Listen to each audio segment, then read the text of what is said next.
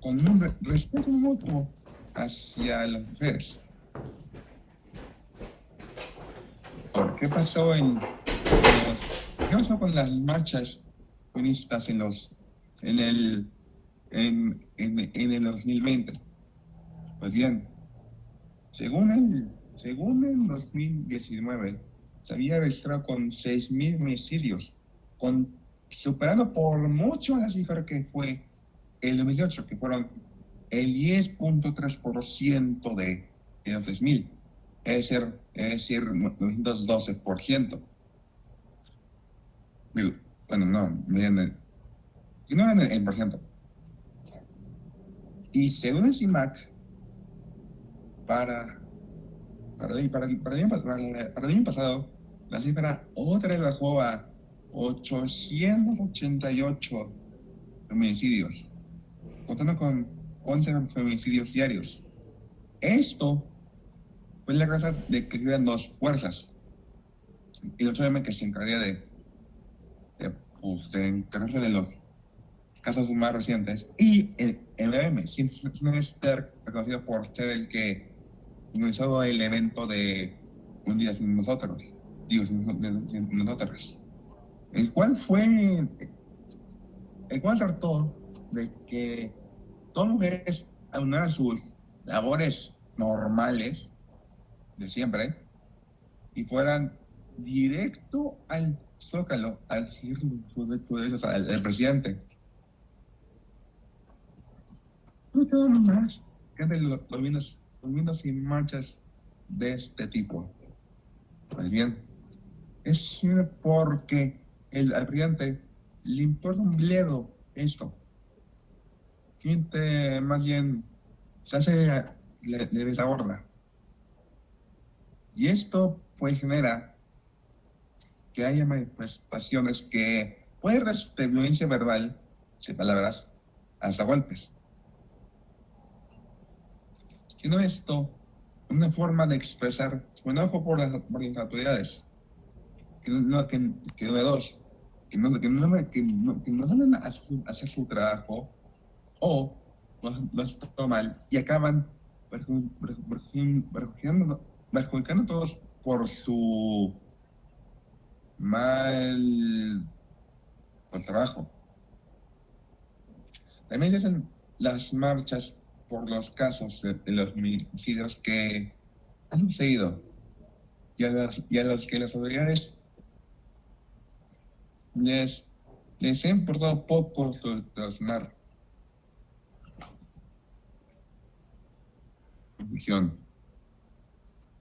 Para empezar, la sociedad no importa en absoluto esta reclamación de los derechos, lo cual según ellos se considera como algo que no debería pasar ni existir y que no fuera como fue atrás, es decir, el hombre teniendo todo y la mujer teniendo nada más que su triste existencia. Y así para una pregunta. ¿Acaso ponerse en los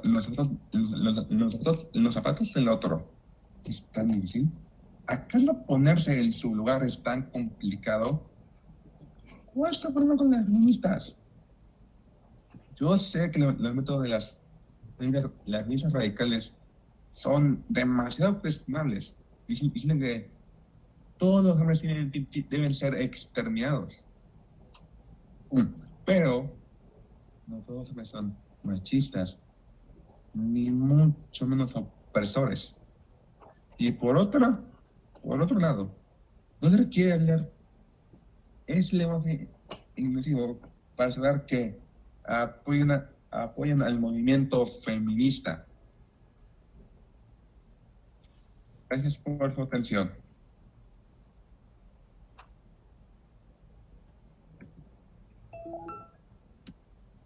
Ahora sí, mi compañero Leo va a hablar sobre los feminicidios.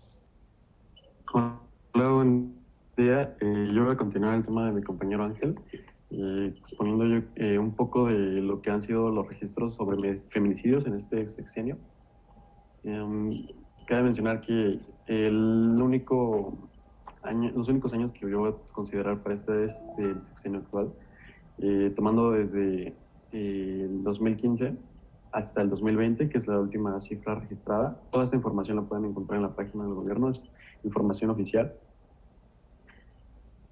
Y aquí les voy a presentar un poquito de las cifras que están saliendo oficialmente en la página del gobierno. Hay que considerar que todavía hay muchos abusos o muchos feminicidios que no son como contados. O sea, esto es como un aproximado que se hace oficialmente por parte del gobierno. Obviamente las cifras pueden variar entre que sean mayores o menores a estas.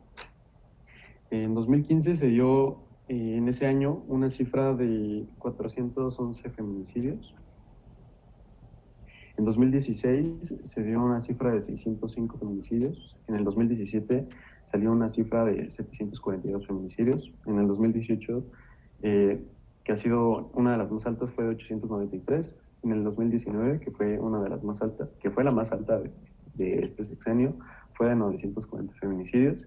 En el 2020 fue de 860. A continuación les voy a presentar cómo se registraron los feminicidios por año y por mes. En el año 2015 encontramos una máxima de 46 feminicidios en el mes de octubre y una mínima de 27. En el 2016 hay una máxima de 68 y una mínima de 38. En el 2017 tenemos una máxima de 74 y una mínima de 49. En el 2018 es el número más reportado en el mes de diciembre, que es de 98, y con su mínima en ese entonces de 63. En el 2019 tenemos la cifra más alta de 93 y la mínima en 2 meses que fueron en febrero y en mayo, que fue con una cifra de 67. Y por último, en el 2020 tenemos una cifra del 94 con una mínima de 67. Algo que a la gente, ya sean medios de comunicación o miembros del movimiento, pues les frustra bastante y es algo que los indigna muchísimo. Como pueden ver aquí en la presentación, hay un aumento, y posterior a eso, que se llega al número máximo, de repente de golpe baja, pero no se frena totalmente.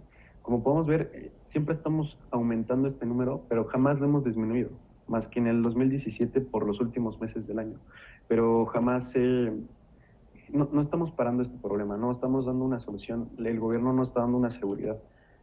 Y me gustaría mencionarles que la pregunta que yo me planteé es como, ¿es necesario que tengamos que sentir por cuestiones de ideología, de política, incluso religión o género, una indiferencia por abrir los ojos y darnos cuenta de esta situación? O sea, yo creo que no tenemos que pertenecer a un grupo específicamente para ser empáticos y ser solidarios con el país y saber que hay un problema.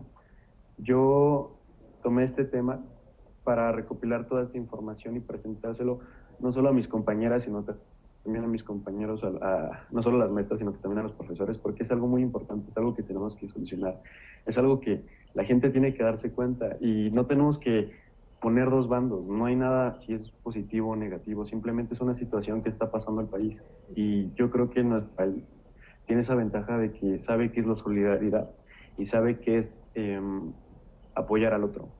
Entonces, yo creo que al presentar estas estadísticas, uno puede lograr hacer consciente de lo preocupante. Yo creo que estamos a tiempo de hacer un cambio, y si no podemos hacer un cambio en nuestro sistema o en nuestro gobierno, yo creo que podemos empezar por nosotros, ¿no? Desde abajo, por ejemplo, desde que ya seamos conscientes de lo que está pasando, que no solo se nos vaya nuestra postura al apoyar el movimiento por lo que vemos en las noticias, por las marchas. O sea, no hay por qué tener como una indiferencia hacia un grupo político, hacia ideologías de cualquier tipo, porque al final de cuentas todos somos mexicanos y todos defendemos la misma bandera y todos tenemos los mismos valores nacionales. Entonces, no hay que esperar más para hacer un cambio, para ser consciente, para apoyar el movimiento, de cualquier forma que queramos apoyarlo. Yo creo que siendo cultos primero con el tema, investigando, vamos a poder aportar a nuestra manera y vamos a poder parar incluso con el machismo, incluso con... estas estadísticas son simplemente de los feminicidios. No presento yo las tasas de acosos o de violencia doméstica. Juntando esas cifras es algo impresionante. Entonces, no lo junté porque no hubiera dado tiempo de exponerlo todo.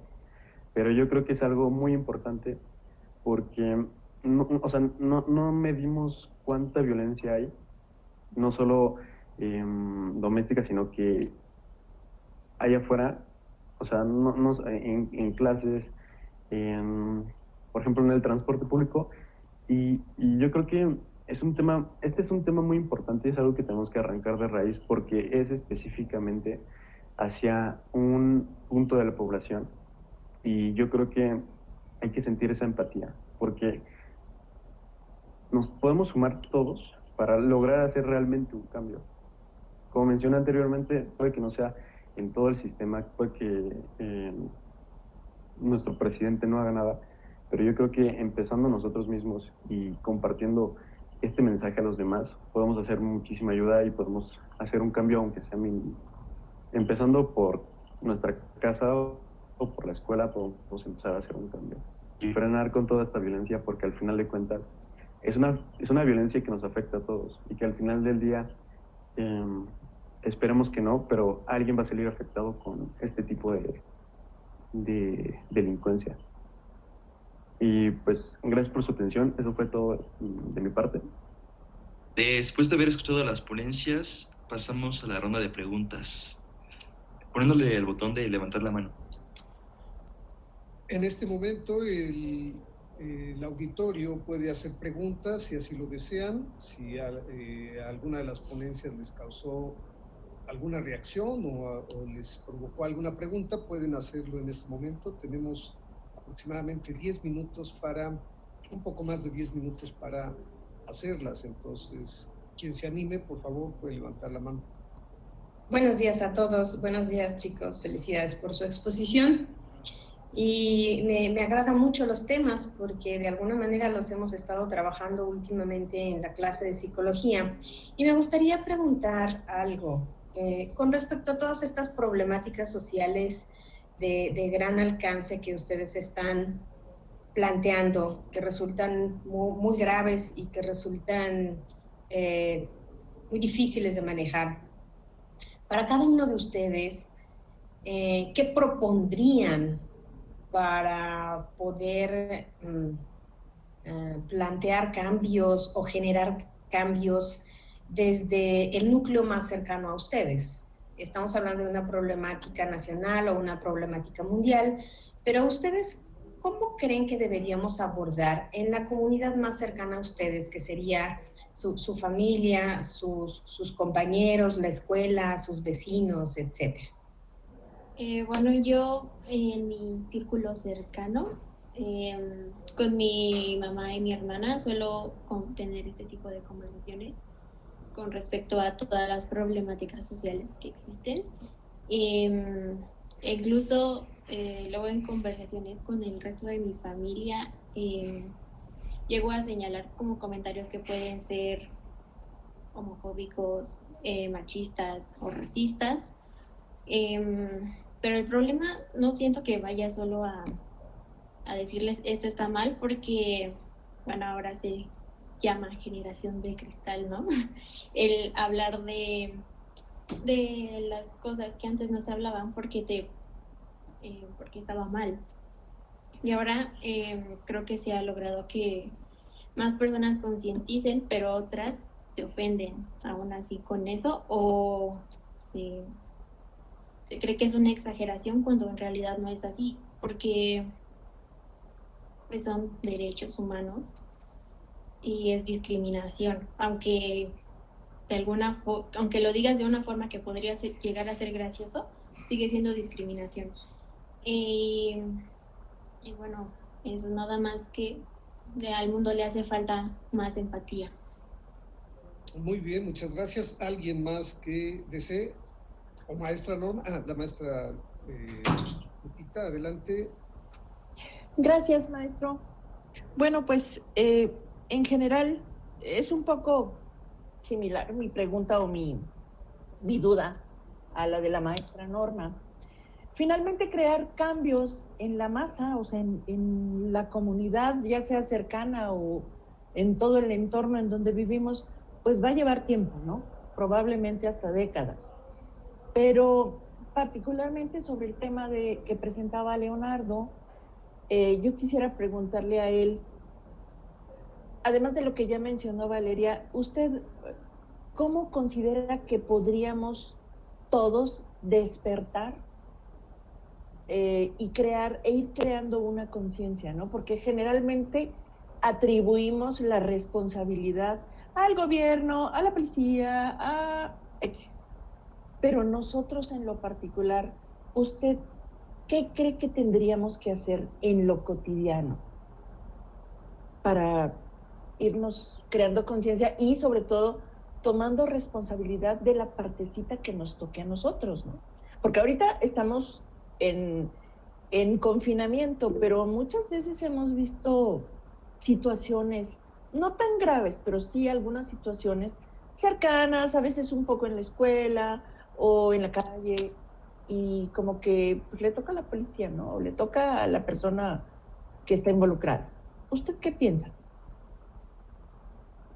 Bueno, yo creo que en el aspecto que sea, si las autoridades no están haciendo algo, yo creo que lo que más mueve a las masas es la voluntad.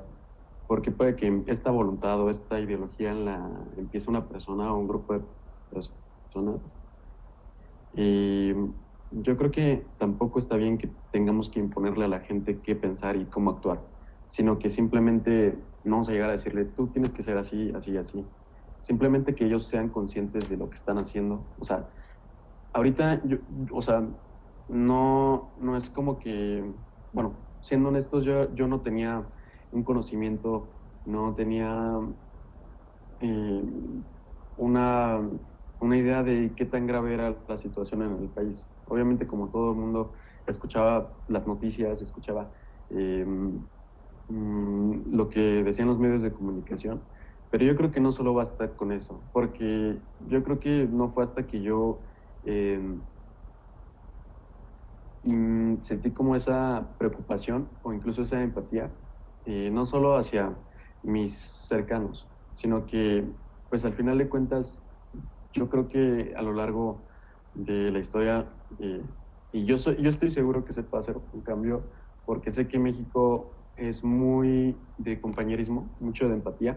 O sea, es algo que tenemos en el país, es algo que nadie me lo va a poder negar. Y yo creo que para un problema tan grave y para también el papel que tiene la mujer en México, yo creo que hay que quitar así de raíz, hacer chiquito, o sea, hacer chiquito como los problemas, el papel que llevan las mujeres en México, porque yo creo que conscientemente todos sabemos la importancia que tienen, ¿no? O sea, todos tenemos como esa importancia de, o sea, ni siquiera hay que verlo por los demás, o sea, sino que por nosotros mismos, por nuestra casa, por nuestras amigas, ¿sabes? O sea, yo creo que al ser uno consciente del riesgo que hay en México actualmente, porque uno puede escuchar las noticias, uno puede leer el periódico, incluso uno amarillista, pero no va a ser consciente. O sea, si una persona no se pone a indagar sobre ciertos temas, jamás le va a caer como el 20 de, oye, es que está pasando esta situación. O sea, uno puede leer diario, hubo un feminicidio más, pero si tú empiezas a investigar, y claro, tomando en cuenta que los datos que ahorita yo presenté no son, pues, o sea, no todo el tiempo se registran. Todavía hay muchos feminicidios que no son registrados. Entonces, en lo personal, eso a mí me puso a pensar demasiado. Y puede que yo no contribuya al machismo, puede que yo no contribuya a los feminicidios, pero obviamente es algo que yo no voy a aprobar porque es algo que, por lógica, por mi raciocinio, sé que no está bien. Y yo sé que no vivo en un México de delincuencia. Yo sé que no todos, o sea, como es claro que no todos los hombres son violadores, obviamente no todos los hombres van a dar la espalda al movimiento y van a decir es que esto no es real, es que esto solo son destrozos, solo son manifestaciones con violencia. Obviamente, si uno se deja ir por los medios, siempre va a ser con una ideología muy, muy ignorante, porque yo creo que mucha población cree, es una disputa entre que se apoya al gobierno o a las feministas o a los que no están de acuerdo. No se trata de eso. No, o sea, no es una pelea entre nosotros, es una pelea entre entre dar una respuesta y una solución al problema, ¿no? Y empezando desde... si no compartes un ideal con tu círculo social, por ejemplo, pues obviamente la gente va a hacer un cambio, porque la gente puede que no diga, oye, es que no está bien que seas así o que actúes así, pero no voy a llegar con alguien y decirle, es que tú no vas a ser así, sino que la gente vaya siendo consciente de que sus actos no siempre son los mejores. Muy bien, Leonardo, muchas gracias. ¿Alguien más tiene otra pregunta? Hola, buenos días, chicas, qué bueno escucharlos. Bueno, yo el cuestionamiento que tengo va un poco con las ponencias de Ángel y de Leonardo, ¿no? Que por un lado, Ángel nos decía, bueno, ¿qué pasa con el Estado? ¿Por qué no le importa? ¿Por qué no está habiendo soluciones en esa problemática, ¿no? Y por otro lado, Leo nos dice que hay que apelar a la conciencia de las personas, ¿no? A esperar que cada quien reflexione sobre cómo actuar y que no debemos de decirle a los demás qué hacer ni qué pensar. Pero la problemática sucede cuando eso tiene como efecto feminicidios, ¿no? No es nada más dejarte pensar o no algo, sino que ya son acciones que atentan contra la vida de las mujeres, ¿no? Y en general de las personas, ya en otras problemáticas. Entonces, ¿cómo resolvemos o qué propuestas dan ante esto, ¿no? Si el Estado tiene una responsabilidad o no, o lo dejamos a la libertad de las personas que reflexionen en sus casas, o qué hacemos. Esta sería como el cuestionamiento que quisiera hacerles. Pues, a empezar, ser empáticos con las otras personas. No dar por hecho las cosas y no dejarlos pasar cuando veamos un asunto de violencia. Denunciar si quieren de forma anónima. ¿Por qué? Simple. Últimamente se ha perdido eso, la empatía. Ya se normalizó todo, ya se han normalizado todos los hechos. Y no debería ser así. Insisto, al ver un suceso violento, se debería denunciar enseguida. Leonardo, ¿algo más que quieras agregar? Bueno, yo creo que por parte de lo que es del gobierno o del Estado, pues tenemos que entender que en México actualmente hay mucha corrupción. Yo sé que no es como que aquí una mujer pueda ir a levantar una denuncia y sea escuchada.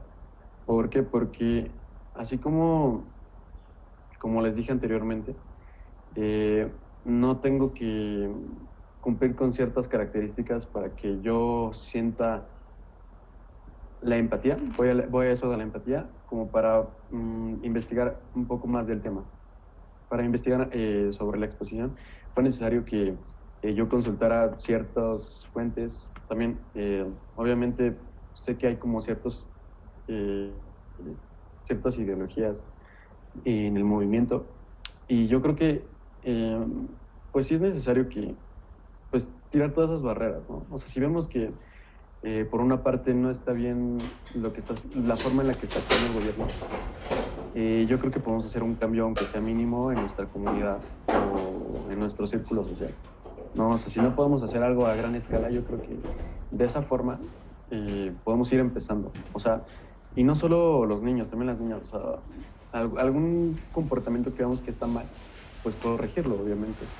No obviamente entre amigos, entre familia, ir cambiando ese tipo de cuestiones. Yo creo que esa es la manera en la que podemos dar como una solución en nuestro entorno, ¿no? Muy bien. Bien, ¿alguien más levantó la mano, me parece? Nos quedan muy pocos minutos.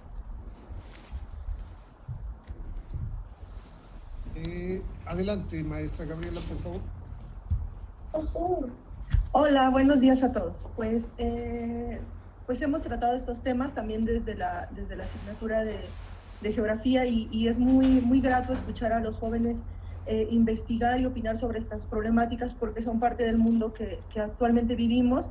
Y bueno, yo más que una pregunta, pues solo quiero decirles que nosotros también somos parte de los cambios. Nosotros, bueno, aquí se habla de un gran movimiento que se está dando no solo en México, sino en todo el mundo. Y yo lo que quiero decirles es que nosotros también podemos ser parte de eso, porque la empatía también se puede expresar, se puede materializar, pues siendo nosotros parte de ese movimiento que busca cambios, porque además esos cambios son para ustedes, para las generaciones que hoy viven y para las generaciones del futuro. Entonces, bueno, pues nada más reiterar mi felicitación. La verdad es que los tres temas son muy importantes, han sido muy bien planteados. Es muy grato escucharlos hablar así y bueno, pues les deseo pues a todos que sigan desarrollando ese punto de vista crítico y esa capacidad de no conformarse con lo que está establecido y también ser parte de los cambios que se están viviendo en el mundo actual. Muchas gracias, maestra. Muchas gracias a todos. Ramiro, hay que despedir, entonces adelante, por favor.